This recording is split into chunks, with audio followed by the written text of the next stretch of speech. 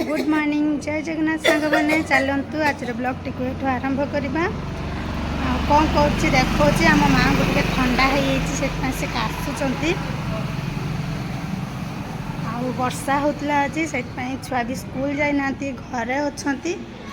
बहुत माने दुष्टामी कर एमती देख आवाज केते जोर आस केमती हो देखो केमी चल काम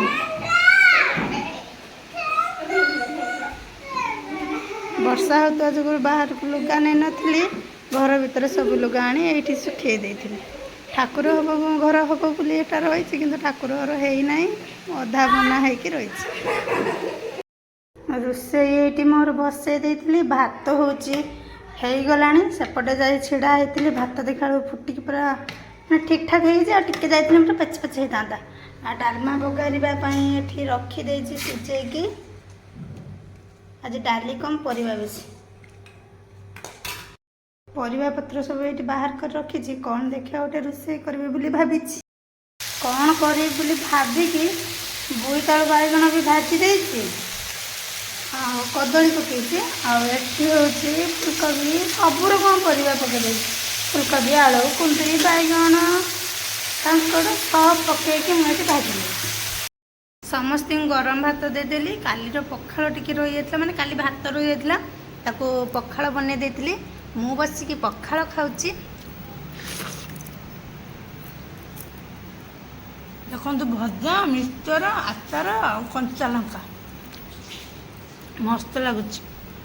देखो सांग मैंने आम बेलूली केमती छात टे माँ झील चलियापाई आसचु मुझे मोटा होना से चलिके आसची आपण मैंने भी चलते दी जन देखु केमी ऊपर को चढ़ी संध्या है देखो पूरा संध्या हो गला से चढ़ी ऊपर दी जन अच्छा केमी उल्लेबे देखो एत बाट चढ़ी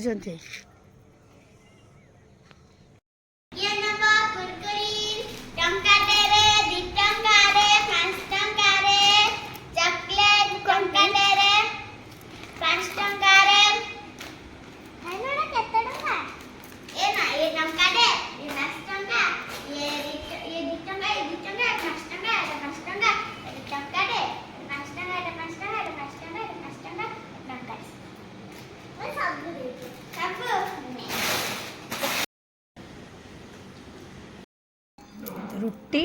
आ कदली आलू आ जह्नी गोटे पकई सब पकईकि हूँ रसा रसा कर फ्रेंड्स राति आमर रुटी जो देखुले आपण मानू कदली जह्नी जह्नी गोटे पकई कि कदली आलू पकईकि जमी पनीर रे मसला बनाती सेमती ही रोषे करी बहुत ही टेस्टी लगुला समस्ते खाई कहले भल होती आ गुनु तो कही मामा पुणी कालिकी सेटा बनईदेव भल लगुच देखिए काली की मुझे कौन बनाऊँगी कि ना जदि बनाए ताले आपण मान सहित निश्चित शेयर करी आज ब्लॉग टी को मुझे रखुची पुणी आ गोटे ब्लॉग रे आपण मान सहित देखा भल लगुले लाइक करदे और सब्सक्राइब करने जमा भूलें प्लीज गोटे सब्सक्राइब करदे। रहुची जय जगन्नाथ।